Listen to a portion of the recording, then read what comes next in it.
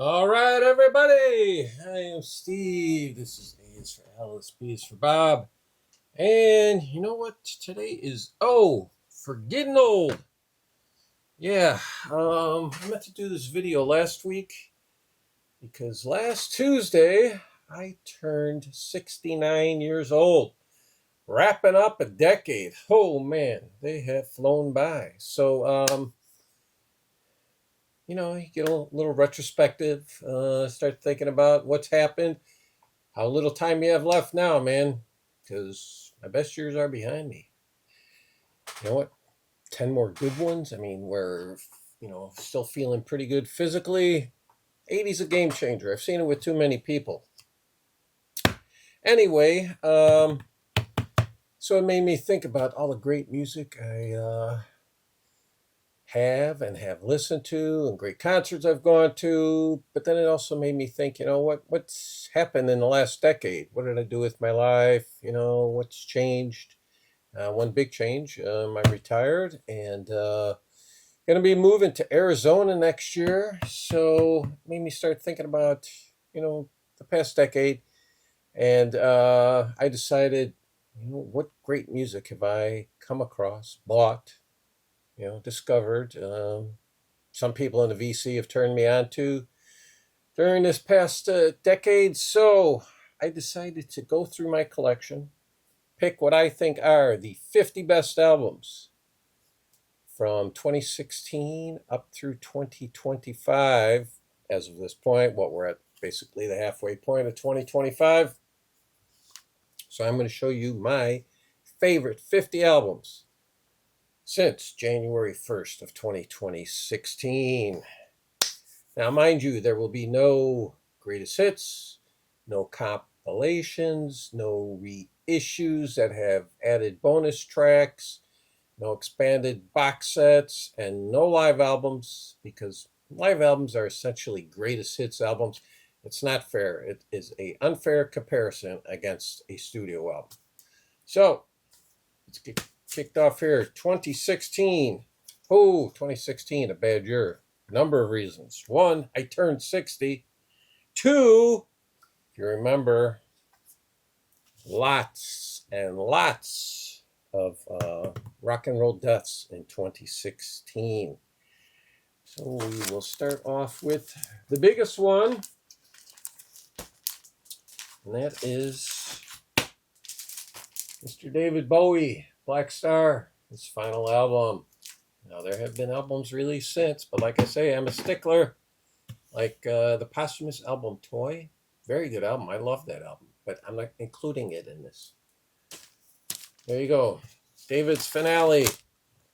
And the other good thing about doing this, I'm going to, these 50 albums, I'm playing them all. I'm not putting them away right away after I'm done filming this. I am putting them away as I listen to them. But like I said, a lot of deaths that year. Who else did we have? Well, we had Glenn Frey of the Eagles. We had Prince.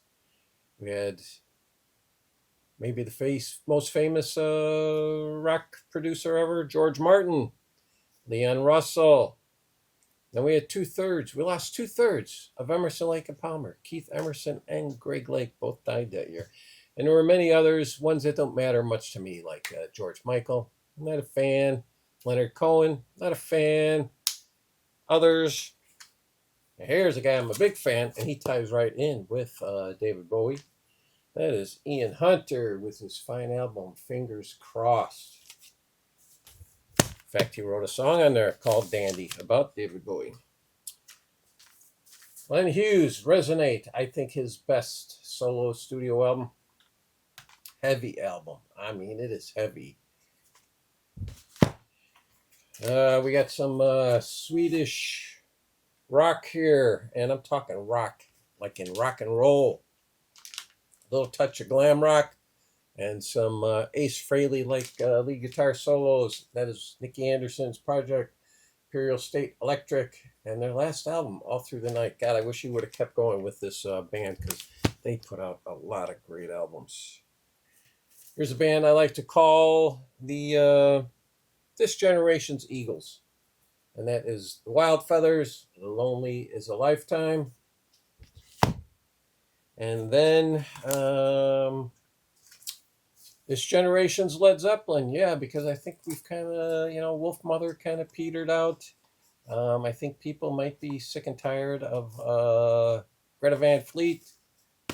So I say Rival Sons. So that takes care of 2016. Well represented with 6 albums.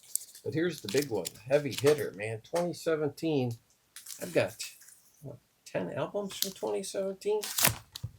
Yeah. Let's see what we got here. We've got some trippy, psyche, prog rock from Motorcycle, and the first of their album in their trilogy. This is the album, The Tower. I think it is the best of the trilogy, but check it out. Then Canadian Tom Petty, Matt Mays, Once Upon a Hell of a Time. Man, I also think this is his best album. And did I push this album? I sent this probably to 4 or 5 people in the VC. One of the Oasis brothers. I think this is his best album. Neil Gallagher's High Flying Birds. Who Built the Moon? Here we go. Chuck Prophet. I actually had only had one album up until I saw him live. I saw him open up for the Bottle Rockets, which was kind of a surprising pairing. And he actually went with a buddy of mine, and he blew us away. And a great album called Bobby Fuller Died for Your Sins. And he actually wrote a song which kind of encapsulated the year 2016, because what was it called? Bad Year for Rock and Roll. Yeah, that was 2016. So this came out in 2017. Here's a band. They started out, I think it's kind of like a death metal band. And this is the fine album, The Assassination of Julius Caesar by Ulver. They sound nothing like a death metal band on here. It's a little proggish. It's a little, God, I don't know, maybe a little electronica. Steven Wilson, To the Bone. Is this, I think this is his second or third best solo album. Certainly Hank Cannot Erase is the best. I think most people will agree with that. Here we go. From the not so great state of Illinois, Cheap Trick, We're All Right. They keep cranking them out. There's a little Danish rock and roll. If you like AC/DC, this is Denmark's answer to AC/DC. This is the band Electric Guitars, Rock and Roll Radio. And play the first song on that, man, Rock and Roll Radio, and then follow it up with False Flag Operation. Woo! Couple of great tunes. I'll be surprised if anybody knows this band. Arango and their album, The Mules of Nana. And, God, how do I describe them? I don't know if I can describe them, but I can tell you people within the VC I know who would like them. I think MGK would like them. I think Greg at 3 Dimensions Music would like them. Who else? Gotta be somebody else. Oh, I bet you Glenn Calloway would like them. So, and then The War on Drugs, A Deeper Understanding. Beautiful sounding album. I don't know. These guys fall into the shoegaze category because they kind of got that vibe. Right.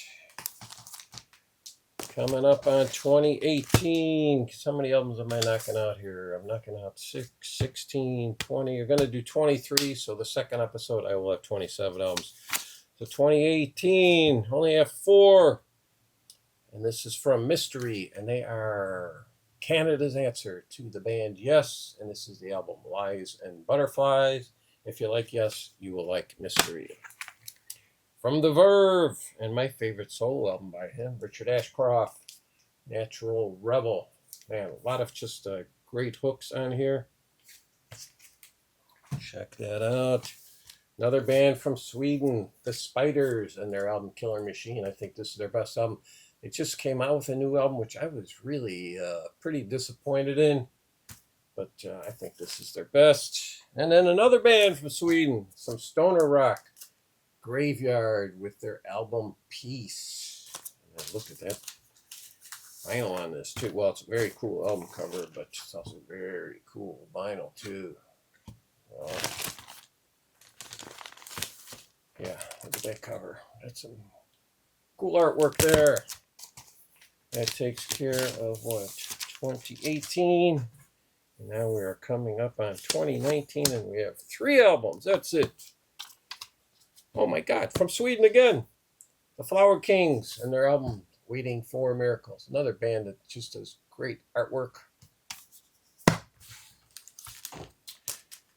Legally has to call his band, his very own band, ELO, has to be called Jeff Lynne's ELO, and this is the album From Out of Nowhere. Great hooks, great production, exactly what you would expect from a Jeff Lynne product. And then Tool and their album Fear Inoculum. This is the box set, which I never listened to. No, I'm just kidding. Very good album. But there you go. That takes care of it. That is part 1. I will be back tomorrow with part 2. Thank you.